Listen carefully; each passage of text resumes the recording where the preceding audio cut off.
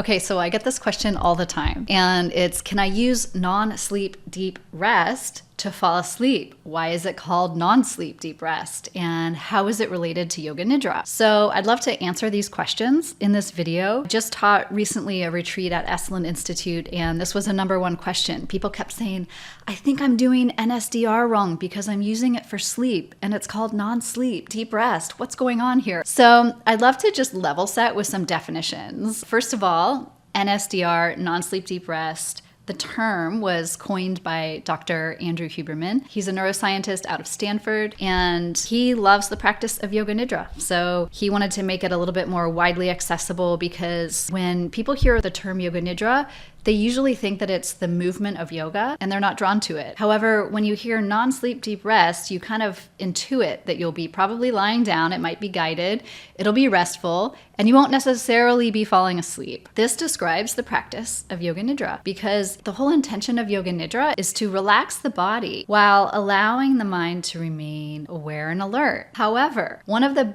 best use cases for this practice is that it helps downregulate your body and your mind and prepare you for sleep. So how do you do this? What is the best way to use Yoga Nidra for falling asleep and for falling back asleep if you wake up in the middle of the night? So I'm going to walk us through that in this video. I'd also like to share a little bit about the different uses for Yoga Nidra, just so that you're aware of the larger context. So Yoga Nidra can be used for sleep. It can also be used for like a reset, where you're resetting your body and mind, your mental and physical vigor, and you kind of go back into your day. Yoga Nidra can be used for mental health. This is really key, because you're down regulating your body. And as you do so, you're able to work with difficult emotions, difficult thought patterns, and core beliefs that you have, because your mind is aware, but your body's relaxed. And so you can actually proactively work with the tough stuff in life while building inner resources in the practice. That's amazing. And this is a really key part of Yoga Nidra. You don't have to use Yoga Nidra for that, but it is a really big part of the practice. Another use case for Yoga Nidra or NSDR is creativity. So I've been working on a project with John Ko.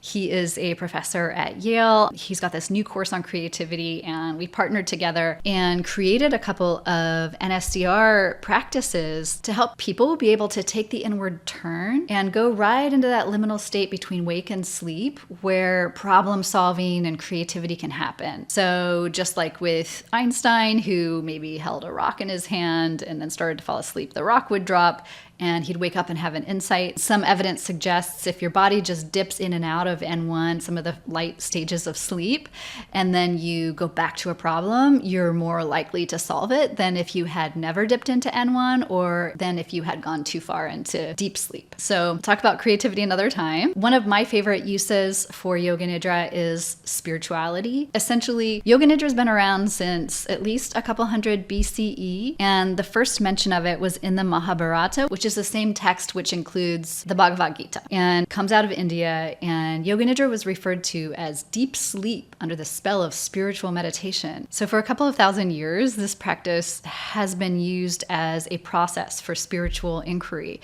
You can call it meditative self-inquiry, where you're walking through the layers of your being, your body, your breath, your emotions and thoughts, your sense of self, joy, and then this deeper kind of resource that's here, this well of well-being that's here, that when it's tapped into can deeply rejuvenate body and mind. So spirituality is a huge part of Yoga Nidra. You don't have to use it for that though. And the neat thing about Yoga Nidra and NSDR is I'm teaching it right now, is I'm sort of bucketing it out into these different pillars. So Yoga Nidra is kind of like a map of the whole process of self-inquiry and meditation. And we're just kind of homing in on this one aspect of it, which is how it helps you sleep and why you can use NSDR for sleep. I have not forgotten about why I'm here. This is not all mutually exclusive. You can actually, inquire spiritually and get rest at the same time. Like, your spiritual practice doesn't have to be a slog where you're just like sitting there and focusing your attention on your breath. No, you can actually rest and rejuvenate your body and mind at the same time that you're inquiring deeply. Who am I? What is all of this? What is my purpose here? So I love that about the practice. It's kind of like a stealth spiritual practice where you not only get to rest, but you also get to learn sort of like self-understanding and self-transcendence at the same time. It's pretty cool. How do you use NSDR to fall asleep? Here are my best tips. So what you want to do if you're using it to fall asleep at the beginning of the night is just get in bed like normal, and right when you're at the place where you're starting to feel like, okay, it's time for bed, I'm unwinding, what you want to do is you can grab your headphones if you have them. You can play it on a speaker on your phone or on YouTube from your computer, however you find a practice that works for you, and just listen to a Yoga Nidra. So what this is going to do for you, first of all, it's going to kind of down-regulate your nervous system, essentially meaning that it's stimulating the parasympathetic wing of your nervous system. And this is the rest and digest. This is starting to take the threat detection center offline in your brain and body. Now, it's working on your body by using extended exhalations with a body scan. So not only are you inhaling maybe to the count of 1 or to the crown of your head, and then a long exhalation all the way down your body to the soles of your feet. This is like an insulo workout where you're able to also at the same time build interoceptive awareness of the inner sensations of your body. So not only are you down-regulating your nervous system, you're building more awareness of what comes and goes as sensation and breath in the body. And this will transfer over into the rest of your life in a positive way when you're just going through your day and you notice that someone says something and you have a reaction, and you can feel your breath, you can feel the sensation in your body, and you can catch it, you can take some extended exhalations, and you can come back to the moment. So this is not for naught. This is a very useful practice that has many different applications that might surprise you. Often what happens when we're getting into bed is we just start kind of noodling on the day and what happened, and we can ruminate. So doing a practice where you're taking your mind on a walk through your body actually sort of intercepts that pattern and transforms it for the good. So you're still using your mind and you're paying attention to something, but as you're doing so, you're just going into a deeper state of relaxation, and you can more quickly then fall asleep. The neat thing is you're not falling asleep from just a frazzled mind into sleep. You're falling asleep with a body and mind that are prepared for sleep.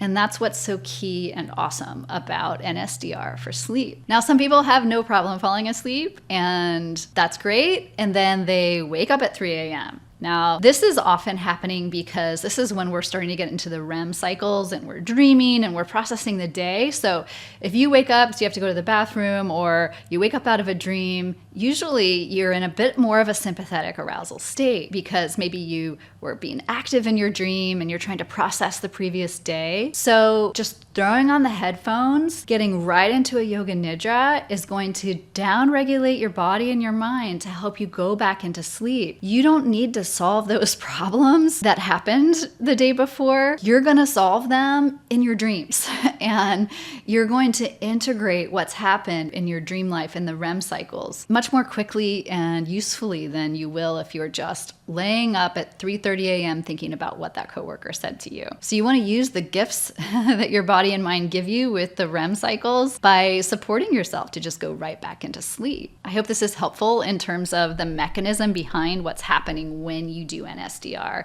and why it's helping you for sleep. I have so many people that reach out to me that say they're listening to my NSDR practices nightly. And I know the feeling because I listened to a lot of Yoga Nidra practice over the years. And it's only been in the last maybe 4 or 5 years I've gotten really interested in how does Yoga Nidra help you with your sleep. So I'm experimenting, and I'm just loving to share this information with you here in this context. So just remember, Nidra actually means sleep. So this is taking your body into a really unique state. It's a little bit in between wake and sleep. It's calming the nervous system and preparing the body and mind to rest deeply. So what do you want to listen to? This is up to you. You can find any Yoga Nidra anywhere on any app or platform. I can share what mine are. So I have a deep rest series on the Waking Up app, and I have recordings on YouTube. You can actually use any Yoga Nidra practice to fall asleep. You don't have to use one that's geared towards sleep, because every Yoga Nidra practice should have in it kind of a down-regulating process. So even if you're listening to a practice about welcoming emotions, that can send you to sleep. You don't have to stay awake for it. You're just letting it play in the background. You're not trying too hard. That's the key. Don't try too hard. And then you just let the process happen. You let the process take you. As I mentioned, there are lots of benefits like increased endogenous release of dopamine and heart rate variability increases, a lot of other mental and physical benefits that evidence is suggesting are really great for you when you do the Yoga Nidra practice. You may have heard a lot of other folks talking about Yoga Nidra lately. Jay Shetty, Dr. Andy Galpin, Tim Ferriss, Andrew Huberman, and thanks to Andrew, who has really popularized NSDR as a term, and then in turn Yoga Nidra as a practice. So I'm excited because I get to play kind of at that frontier of the intersection between NSDR, Yoga Nidra, and sleep and mental and physical well-being. Okay, I hope all of this has been useful. I love Yoga Nidra. I love talking about it, and we'll be creating more videos to share with you. Thanks.